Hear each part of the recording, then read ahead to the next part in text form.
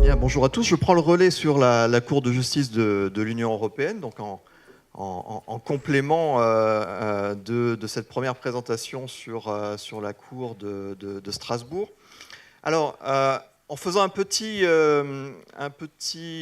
petite mise au point sur l'Union européenne face au droit de la protection des données personnelles, pour rappeler que l'Union européenne a commencé par intervenir dans le champ de la protection des données sous un angle qu'on pourrait considérer comme législatif dans un premier temps, et d'abord sans dimension sécurité, sous un angle qui est plutôt un angle purement économique, avant finalement d'évoluer et de prendre en compte la dimension sécurité au début des années 2000 avec des textes qui sont adoptés dans un contexte post-attentat 2001, 2003, 2004.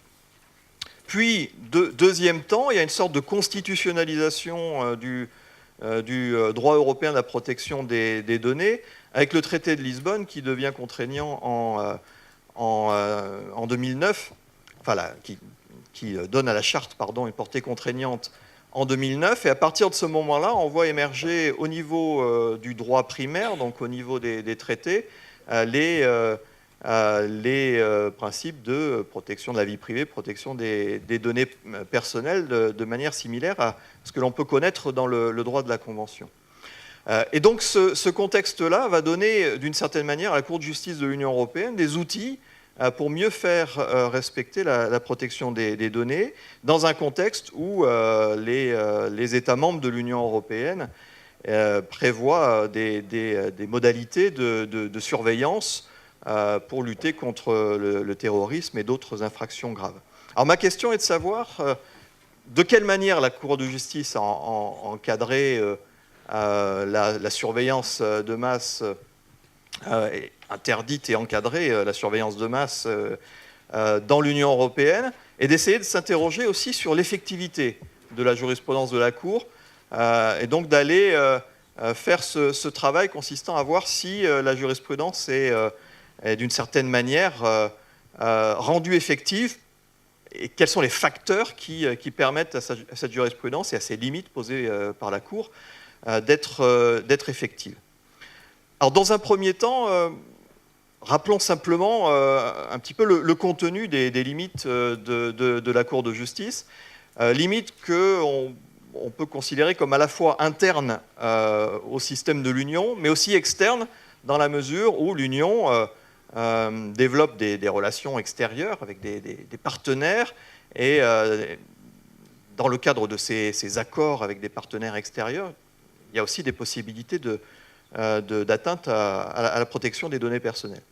Sur le plan interne, un rappel sur deux arrêts marquants. Digital Rights Ireland, qui déclare la directive de 2006 sur la conservation des données invalide.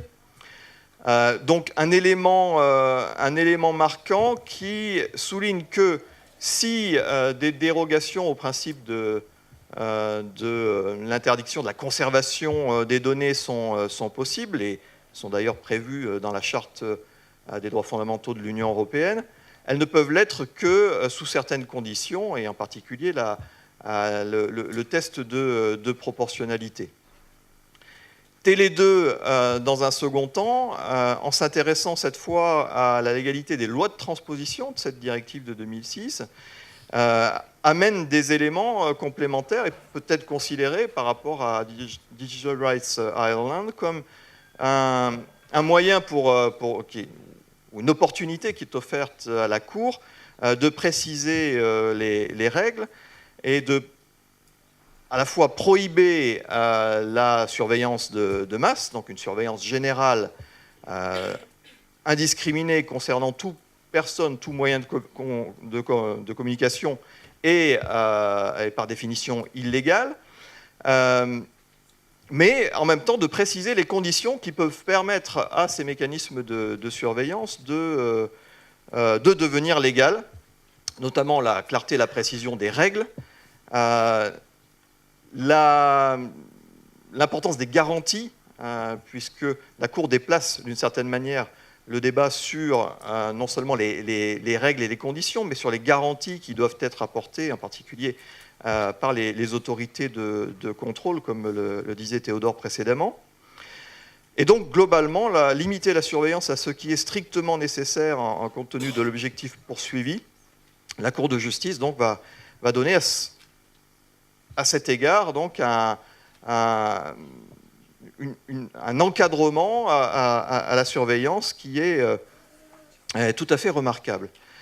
Limites externes avec l'arrêt Schrems, qui cette fois-ci s'intéresse au système Safe Harbor, donc le système de régime qui encadrait le transfert de données depuis l'Europe vers les États-Unis. Enfin, c'est surtout dans ce sens-là que se posent les problèmes en termes de protection des données personnelles.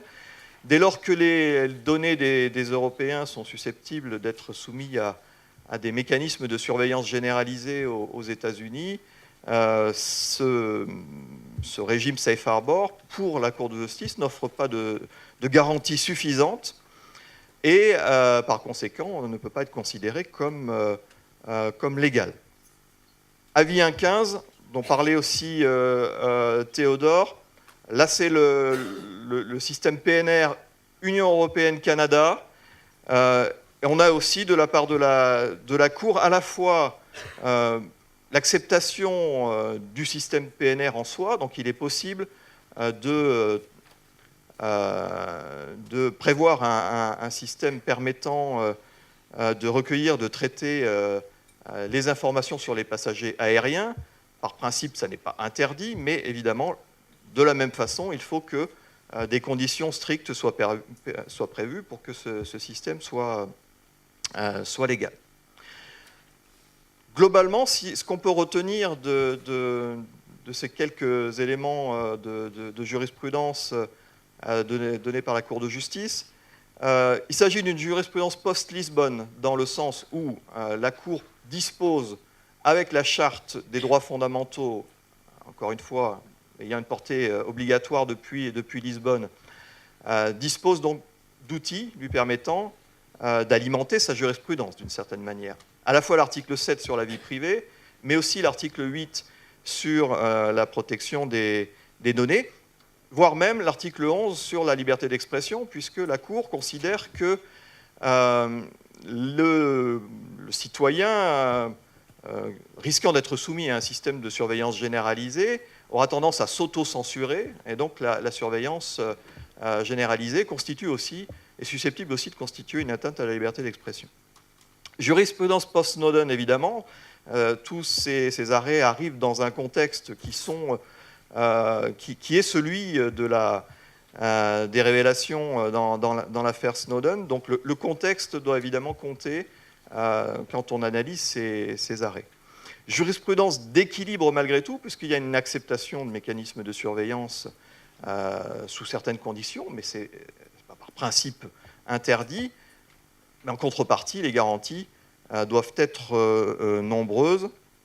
Autorité de contrôle dans le cas des mécanismes de conservation, mais aussi, lorsqu'il s'agit de données transférées vers les États-Unis, des garanties doivent être offertes quant au contrôle exercé par la Commission des garanties offertes par les États-Unis.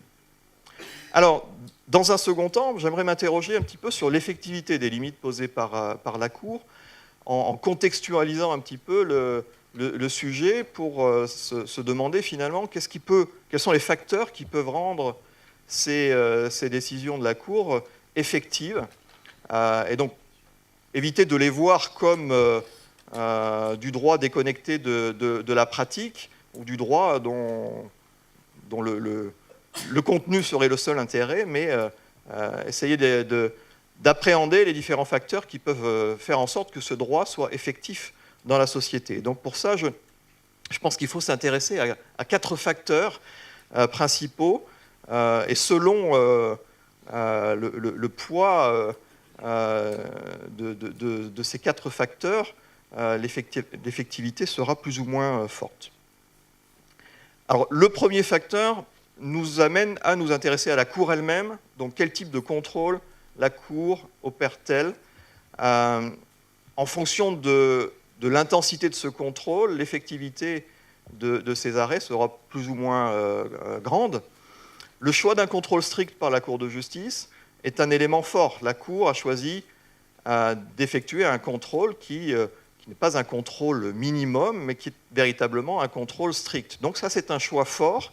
Ça lui permet d'entrer dans ces débats en fixant des règles relativement précises et claires, et avec des arrêts qui peuvent être appréhendés dans une logique de construction progressive. Par exemple, Télé2 complète Digital Rights Ireland, et on peut imaginer d'autres mécanismes comme ça, sous l'effet un effet un peu fonctionnaliste d'arrêt de la Cour qui vont préciser les règles applicables. Donc le premier facteur, c'est la Cour. Le second, en fin de compte, c'est le système juridictionnel européen dans son ensemble. La portée, d'une certaine manière, des arrêts de la Cour dépend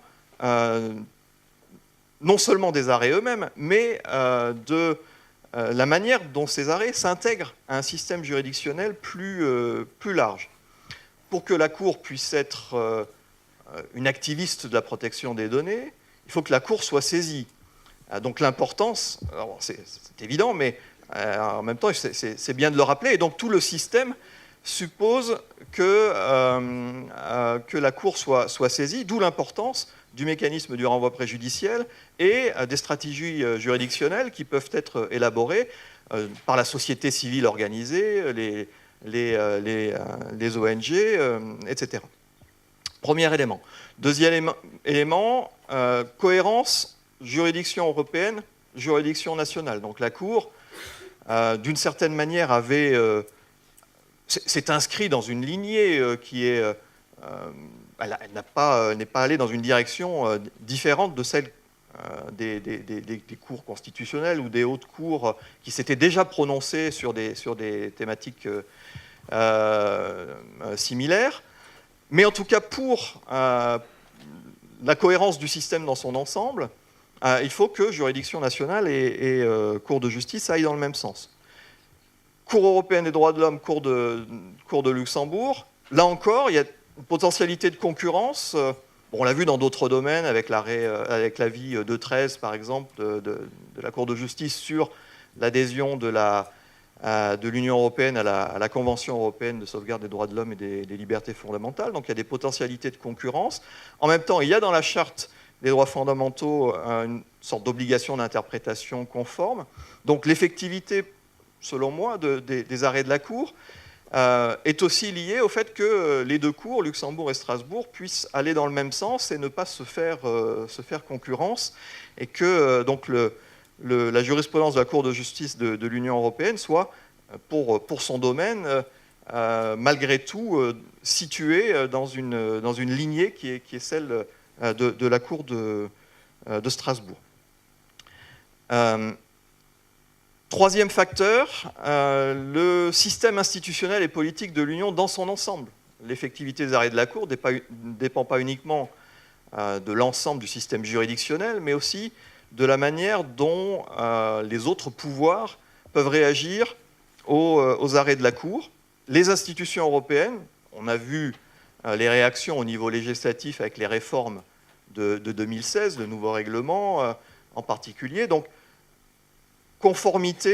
mise en conformité des acteurs institutionnels de l'Union, c'est le premier élément. Je ne développe pas outre mesure puisque le temps passe. Dans ce système institutionnel et politique, il faut aussi prendre en compte les gouvernements nationaux, gouvernements et parlements, au niveau national, en n'oubliant pas que ce que décident les États au niveau du Conseil, ils ne le mettent pas forcément en œuvre de manière parfaite au niveau de leur politique nationale. Donc les gouvernements au sein du Conseil, ce n'est pas forcément la même chose que les gouvernements au niveau national. Donc respect des décisions prises au niveau national, c'est un autre facteur institutionnel qui me paraît important. Et la société civile, je l'évoque de nouveau, parce que là encore, je pense qu'elle a un rôle absolument crucial à jouer, y compris d'ailleurs en lien avec les médias, de manière à faire en sorte que les arrêts de la Cour soient, comme on dirait en anglais, salient, qui soient la salience, si vous me permettez ce mot, des arrêts de la Cour, me semble être un élément crucial aussi pour en assurer l'effectivité. Le fait que les médias en parlent, médiatisent ces arrêts, est un élément crucial. Dernier facteur, les partenaires extérieurs. Et là, c'est le facteur qui est le moins maîtrisé, puisqu'on est à ce niveau-là dans une logique qui dépasse le simple système européen, mais qui implique une relation avec des partenaires extérieurs. C'est sans doute à ce niveau-là qu'il y a un plus grand risque pour l'effectivité des arrêts de la Cour, puisque, on l'a bien vu avec l'arrêt Schrems. Donc l'arrêt Schrems aboutit à un changement de régime. Donc on transforme le Safe Harbor, on le reprend et on le transforme en créant le Privacy Shield, donc un autre régime encadrant les transferts de données transatlantiques.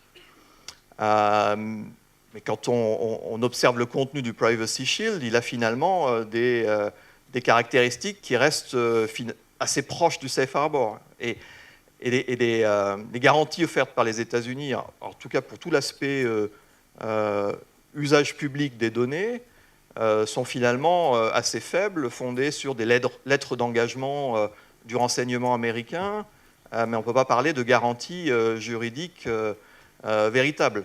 Donc quelle est la différence entre le Safe Harbor et le Privacy Shield? Donc,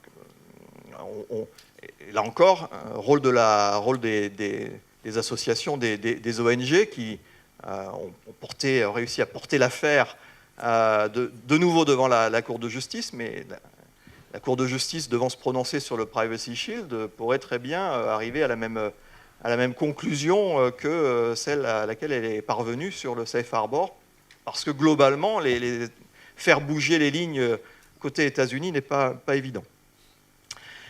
En conclusion, donc on a une Cour de justice de l'Union européenne qui a contribué à constitutionnaliser la protection des données en utilisant la charte. Donc on voit tout le poids que la charte des droits fondamentaux de l'Union européenne peut avoir dans le système de l'Union aujourd'hui. L'effectivité de ces arrêts dépend des différents facteurs que j'ai indiqués, et sans doute d'autres. Mais là, je renverrai la balle aussi aux informaticiens. Donc c'est tout le débat très, très large de la règle de droit et de son application dans des secteurs aussi complexes. C'est un débat qui dépasse assez largement le cadre de mon intervention, mais néanmoins, je tenais à le signaler, puisque j'ai beaucoup insisté sur l'effectivité. La question est de savoir si l'effectivité peut être aussi forte dans un domaine où le secret est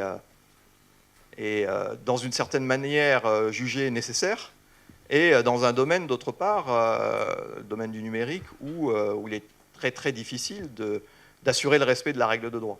Mais bon, là j'ouvre des portes un peu trop larges. Merci beaucoup pour ces... J'en termine là.